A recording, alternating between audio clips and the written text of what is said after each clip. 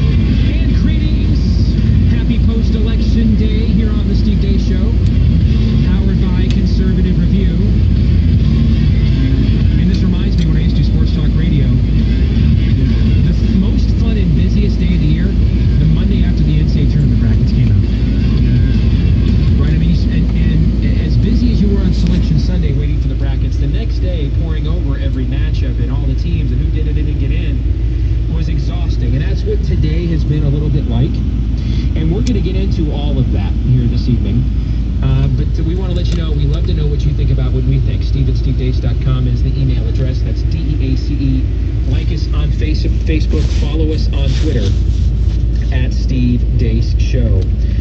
Before we get into all of that, and Daniel Horowitz from Conservative Review will join us next hour to go inside politics. We've got a Worldview Wednesday. Kim is here with us again tonight.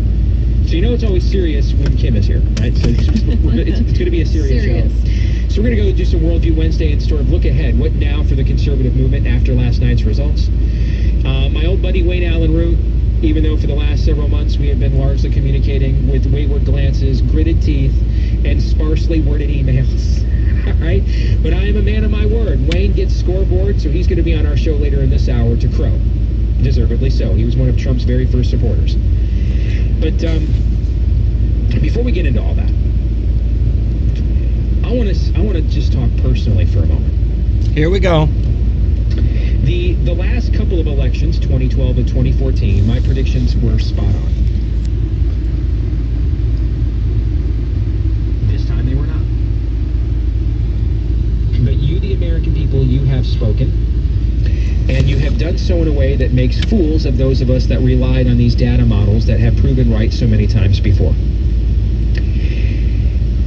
I was one of the first people wooed by Donald Trump when he originally started considering a presidential run several years ago, because of where I live in Iowa. It's one of the reasons why he endorsed my book, Rules for Patriots, for example. He was on our show numerous times. And yet I ended up going from seriously considering joining his team last summer to becoming #NeverTrump, because I didn't believe he had the character to be in the White House. But you, the American people, have spoken, and you have decided that the desire for change, even with someone that a lot of you don't necessarily like or trust, outweighed continuing on this progressive path to perdition we are currently on.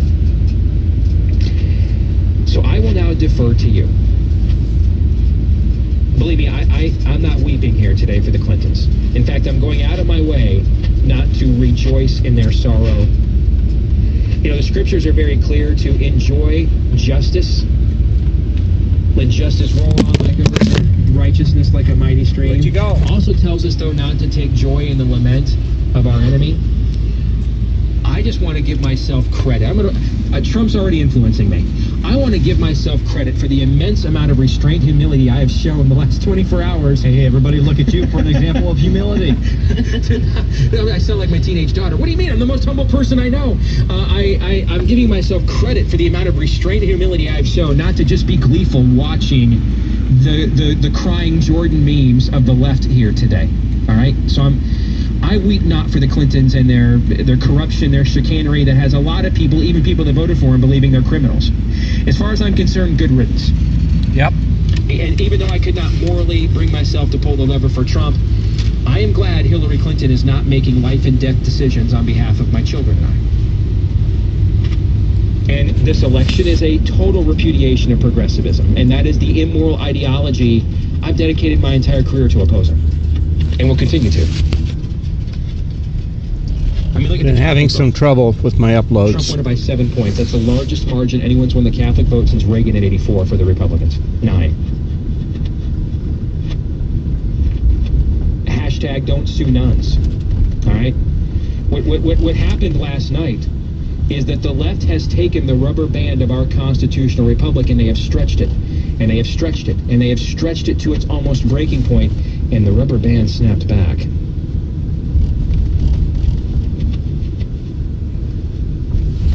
Now Republicans, as a result, have total control of Washington. Let's pray they do more for the cause of liberty with it this time than they did during all the George W. Bush years. I spent a lot of time in this vehicle.